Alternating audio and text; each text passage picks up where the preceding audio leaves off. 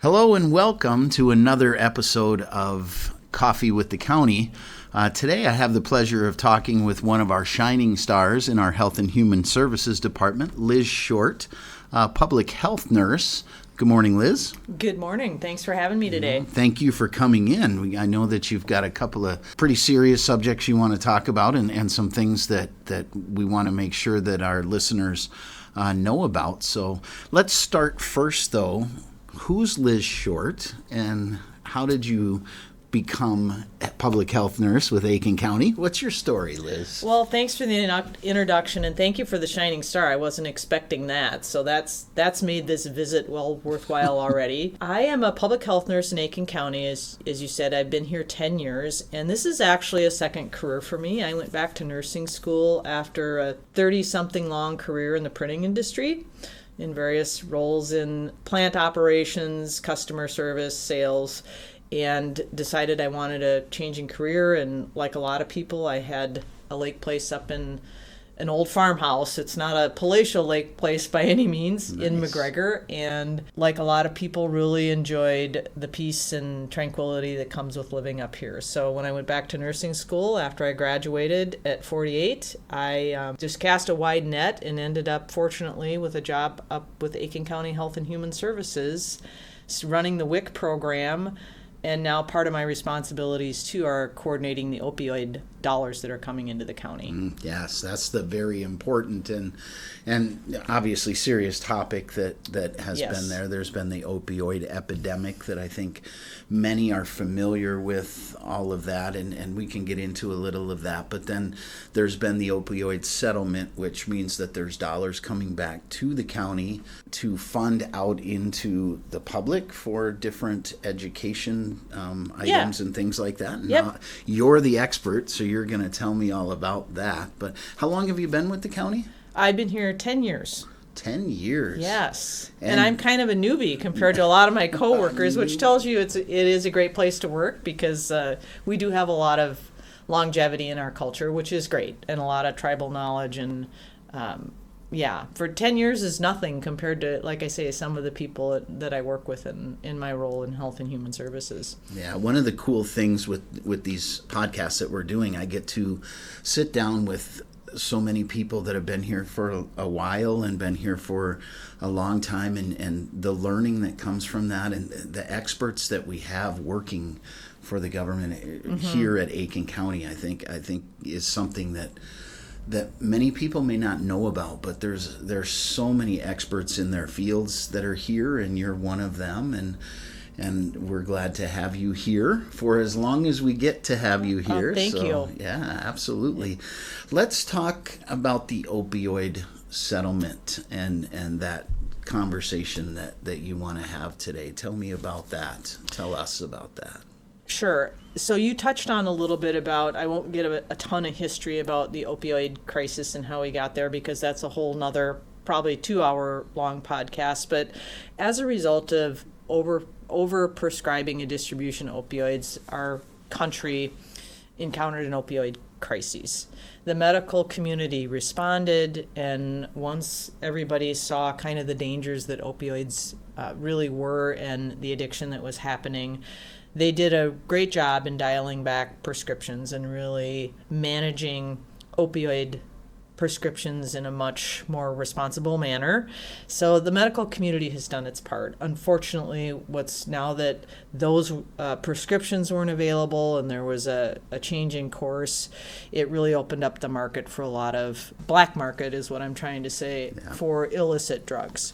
Keeping in mind that opioids still they're a legal drug, which also makes things a little more difficult to manage, right? I see that, yeah. And they have their place. I do want to reinforce that they do have their place in the medical community as a legitimate prescription between a patient and their physician. So fast forward to these settlements that took place between the manufacturers and distributors with attorney generals all across the country, and then these dollars through these settlements have started to flow into each county all across Minnesota, all across the country.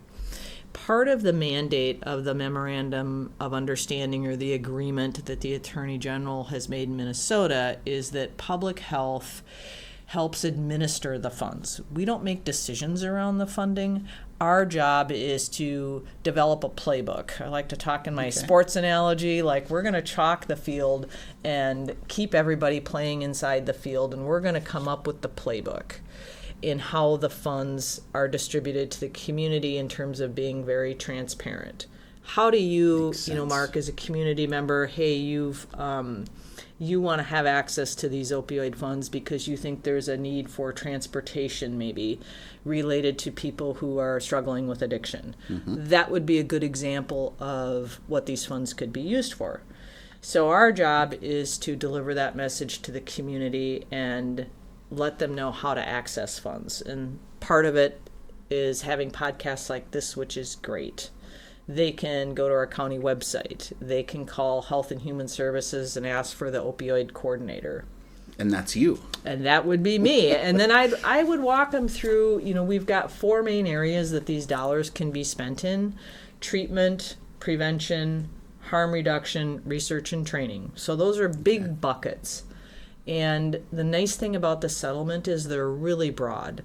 So we can talk about treatment in terms of supporting people in recovery. We could talk about providing funds for social events or sober events that people in recovery may need in the community.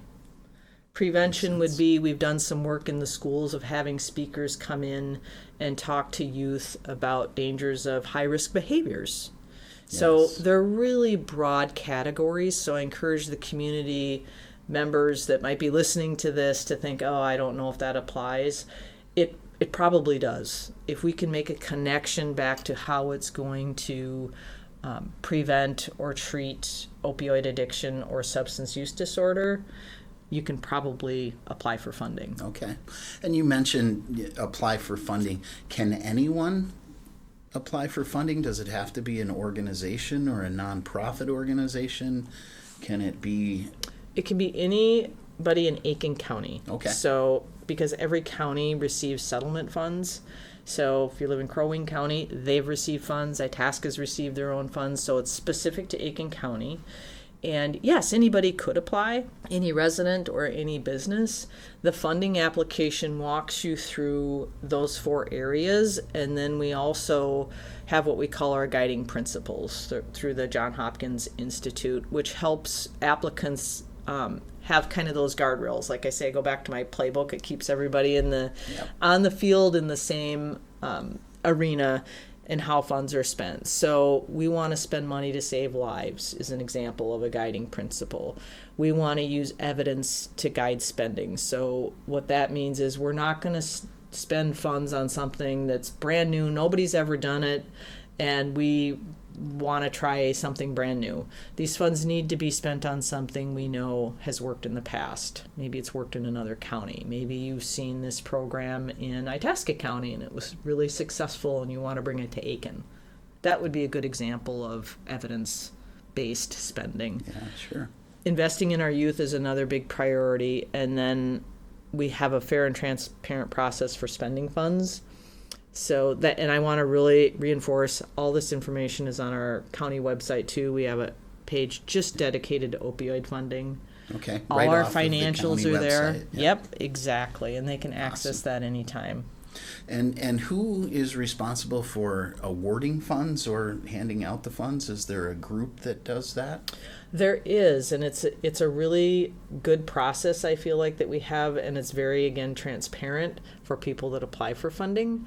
So people fill out a business or resident can fill out a funding application, and then if it's less than $3,000, their ask is there's an internal process that funding application goes through for approval. We have a scorecard that we use, and again, this is all on the website so people can look at that scorecard and understand how their application would be evaluated. And then those scores on that scorecard are aggregated as one response and a decision. A decision might be, we're not going to approve funding at this time.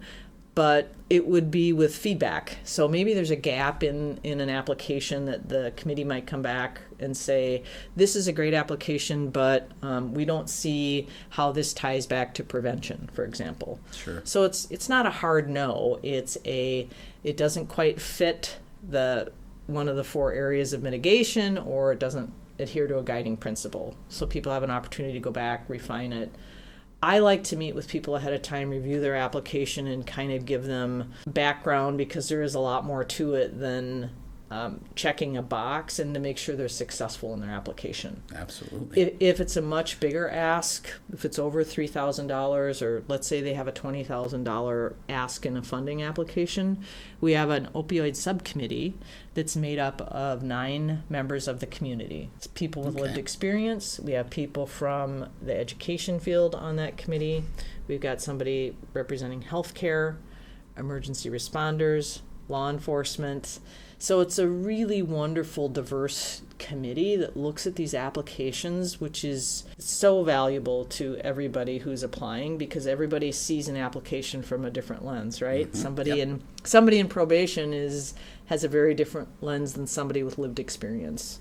Yeah, and it absolutely. really generates some robust, in-depth, and caring conversation. These people volunteer all their time to be on the committee, and it's really impressive how much care and work they put in and thought process in improving applications. Yeah, it's that's been really awesome. good. It sounds like all the right people in the same room to It figure is. it out. It's really an interesting group to sit and listen how they evaluate applications. And like I say, it's very in-depth and a very ethical approach to funding applications. Yeah, that's awesome. From is it a one-time funding, the opioid settlement? And I'm having trouble saying the word, but No, I know. We all do. It isn't, and I appreciate you asking all the details. So these funds are coming in over 18 years. okay. Which is another really wonderful thing about the funds that are coming in. It's not a one-time grant that you have to hurry up and spend the money and then you never see it again. So it goes a period of 18 years. It doesn't even have to be spent in that whole time period. So if we get to 18 years, which actually it's now 15 years because we've been receiving funds for a while, we can go beyond that 18-year period. There's no hard stop. The funds are front-loaded right now, meaning we've received upwards of $300,000 because some of these distributors and manufacturers have wanted to get some of their payments done up front. So they've, like the first 5 years, they've sent those funds in. So the funding will slow down a little bit those last years, but after 18 years, a general estimate is over $1 million will come into Aiken County that we can spend on this initiative. So On educating and helping and supporting and yeah, turning something that was dark into something that's more positive. yeah, hopefully and we along can the make a line. difference with that kind of money because it's sustainable. Yeah. Some of the little, not littler, but projects we've done so far is when you walk through the government center now, you'll see naloxone available to the community. We've put naloxone in the schools now, emergency boxes, and we're going to start distributing naloxone boxes to people in the community. So even just having that visible awareness in the community of, you know, this is like an AED now. Unfortunately, it is like an AED, right? That we have to have these in the community. But nationally, we are starting to see a drop in opioid overdose deaths, and we think some of this is related to that harm reduction, that people are becoming more familiar and comfortable with the idea of harm reduction and naloxone and using it and saving lives. Yeah, absolutely. Important stuff. It is. Yes, for it sure. is. So one of the things that I've seen in my experience, my short experience, is a lot of grants or funding like this type. You may have a project or an idea in your head and you're just not sure if it fits in. The lesson here is to contact Liz or get a hold of the HHS Department, Health and Human Services, to go through that, to see if it does fit. Fill out that application. Ask questions beforehand. Any idea for anything that's going to better our community, I'm sure that they'll listen to and guide you and tell you whether or not this is going to fit into the program or not. So make sure that you're reaching out and get a hold of Liz. She's kind of fun to talk to. So. Please do, absolutely. And I really love to meet one-on-one in person, talk about what you're doing in the community and helping make those connections so that you are successful in your application. That's our goal, is to get this money out in the community. Absolutely. Well, thank you for doing the work that you're doing with this and beyond. I know that there's a lot of things in health and human services, public health, that you all are working on, and I look forward to hearing from you again and hearing from others from your area to come in and talk with us about different programs, different things that are available to the community. Anything else you want to add? I don't think at this point I do, other than absolutely just reach out. Even if you're unsure, you can usually get a hold of me fairly readily at the Health and Human Services, and then we can sit down and discuss applications. Don't just assume it doesn't fit. You're absolutely right. Reach out and we will get a hold of you and see if your application fits. Yeah, that's great. And again, go to the website. Go to the Health and Human Services, Aiken County website, Health and Human Services Department. You'll be guided in our website very easily over to that and take a look. Liz, thank you again for coming in, and thank you for all of the work on some very important things to our community. Great. Thank you so much for having me. Absolutely. You're listening to Coffee with the County.